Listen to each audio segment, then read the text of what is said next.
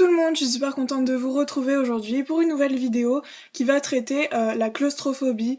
Donc c'est quelque chose dont je suis témoin en fait puisque j'ai eu des phénomènes de claustrophobie dans ma vie. Donc selon Wikipédia, la claustrophobie est la peur des espaces confinés, des lieux clos, des petites pièces et de l'enfermement. Elle est classifiée en tant que trouble anxieux et peut causer crise de panique. Donc moi, mon premier cas où j'ai ressenti en fait que j'étais sujette à la claustrophobie, c'est une fois, je devais avoir 12 ans, c'est là vraiment que ça a commencé. J'étais inscrite au centre aéré et puis l'activité du jour c'était informatique, donc voilà, on allait dans une salle avec plein d'ordinateurs, une petite salle fermée quoi. D'ailleurs je raconte cette scène dans mes extraits de mes journaux intimes, je les mettrai en barre d'infos si ça vous intéresse. Il y en a 2 qui sont en ligne et la 3e je l'ai tournée, donc elle sort prochainement. Bon bref, j'étais dans une salle d'informatique, ça a été un peu traumatisant pour moi parce que ça a commencé par un gros mal de crâne, peut-être dû à l'écran, ça faisait peut-être 2 heures qu'on était sur l'ordi. Et il y avait mon ami à côté de moi, d'un coup je lui ai dit je me sens pas bien, je voyais tout blanc, voilà, en fait j'allais faire un malaise en fait. Et j'ai fait un malaise vagal, je me suis levée parce qu'on devait partir de la salle en fait, et je suis tombée tout simplement. D'ailleurs je suis tombée devant le mec que j'aimais, enfin bref, la honte totale. Après on m'a donné du sucre, tout ça, ça allait mieux. Ce que je ressentais sur le moment c'était vraiment un manque d'air, il faisait trop chaud en fait. Je sais pas, il y a eu un problème technique, et j'ai l'impression que c'est depuis ça que ça va plus trop en fait. Avec mon papa, on va souvent au restaurant, je le voyais une fois tous les 15 jours à l'époque, et on allait souvent se retrouver au restaurant. Pareil, enfermement, il faisait trop chaud, il y avait du monde. Je sais pas du tout si je suis agoraphobe, mais en tout cas la foule renforce le phénomène de claustrophobie, j'ai l'impression. Alors ce qui est bizarre avec les restaurants, c'est que j'ai l'impression qu'il faut pas que j'y pense. Depuis, en fait, j'ai un peu la peur des malaises. Par exemple, quand je suis au resto avec mes amis, avec qui je suis vraiment moi-même, avec qui je rigole tout le temps, quoi. Enfin voilà, j'ai aucun symptôme de claustrophobie, même quand je suis dans une toute petite pièce fermée. J'ai aucune crise d'angoisse, j'ai rien du tout. Par contre, quand je suis avec d'autres gens que je connais pas forcément, ou alors que je suis pas à l'aise et que c'est pas vraiment moi-même, je dois être polie, bah je pense au fait que je suis enfermée, enfin je regarde beaucoup plus autour de moi, et du coup ça me fait peur, et ça commence avec les crises d'angoisse.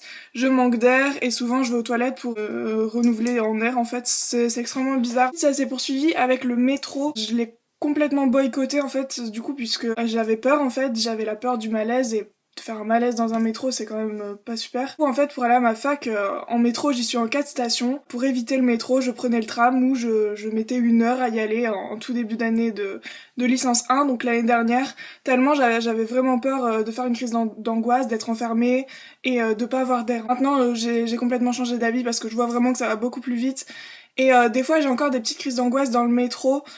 Mais donc je sors d'une station histoire de renouveler mon air, c'est vraiment ça en fait, c'est vraiment bizarre. Puis une fois que je me sens beaucoup mieux, que j'ai bu, l'eau est aussi un phénomène important pour moi, puisque j'ai l'impression que l'eau, quand je bois, ça me déstresse un peu, ça me fait penser à autre chose, et de toute façon l'eau est un anti-stress un peu naturel. Du coup maintenant j'en ai vraiment tout le temps sur moi, et puis une fois que mon air est renouvelé, bah je reprends le métro, mais souvent je m'arrête alors qu'il y a que 4 stations en fait. Il y a environ 3 ans, il me semble, j'avais offert pour Flo et moi, enfin pour notre Noël en fait, comment dire, une séance de hammam sauna. J'avais pas du tout pensé à la claustrophobie en achetant cette Wonderbox justement, parce que pour moi en fait ça allait être un moment de détente, je pensais pas du tout à la chaleur, tout ça.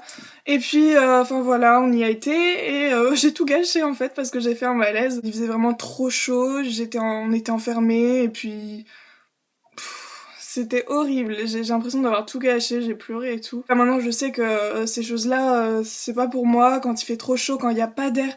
Enfin vous imaginez un sauna, je suis restée à peine 5 minutes et voilà, juste après j'ai fait un malaise tellement j'étais pas bien. Ensuite ça s'est même poursuivi chez moi en fait, puisque par exemple dans la salle de bain, je fais bien attention de pas rester trop longtemps parce que j'ai l'impression que la vapeur d'eau, ça, comment dire, ça réchauffe encore plus la pièce forcément. J'ai encore moins d'air, par exemple je me lave, le temps que je me lave, je ferme la porte. Dès que je sors de la douche, je m'habille. Et quand je veux me maquiller, j'ouvre, histoire de d'aérer la pièce parce que je peux vraiment pas.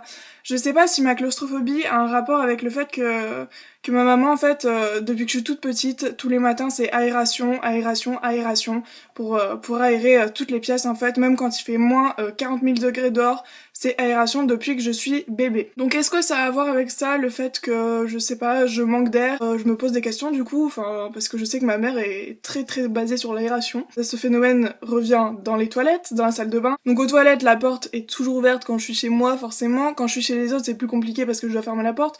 Mais bon, généralement ça ne dure pas longtemps, donc bah ça va. Donc en fait les symptômes, ce qui m'arrive quand je me sens vraiment pas bien, c'est sueur froide. Des fois je tremble parce que ça devient horrible, et puis crise d'angoisse, carrément, manque d'air, et je suis vraiment pas bien, j'ai vraiment besoin de prendre l'air. Vous allez peut-être être étonnés, mais en fait j'ai jamais été à un concert. Je n'ose pas. Les concerts c'est quand même connu pour engendrer des malaises chez les jeunes filles parce qu'elles voient leur idole ou quoi.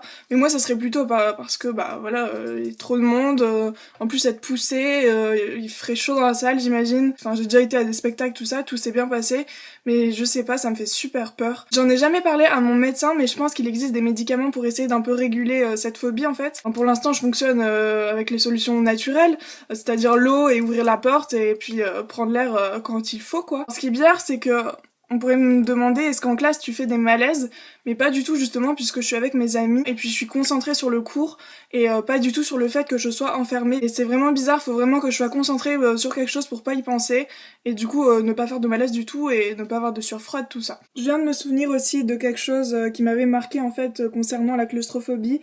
C'est lors de mes heures de conduite avec mon ancienne monitrice. Elle n'ouvrait jamais la fenêtre et souvent c'était 2 heures. C'était 2 heures complètes enchaînées que je prenais sans pause. Franchement, il y a des moments où je faisais des grosses crises d'angoisse et je le montrais pas à la monitrice, mais c'est pas bien, mais...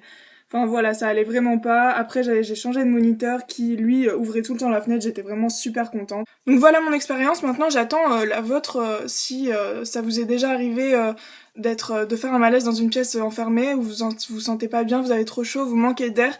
Bah ça m'intéresse fortement. S'il y a aussi des solutions en médicaments en fait, si vous en prenez, ça m'intéresse beaucoup dans les commentaires. N'hésitez pas aussi à me dire si vous connaissez d'autres solutions naturelles, ça m'intéresserait un peu plus.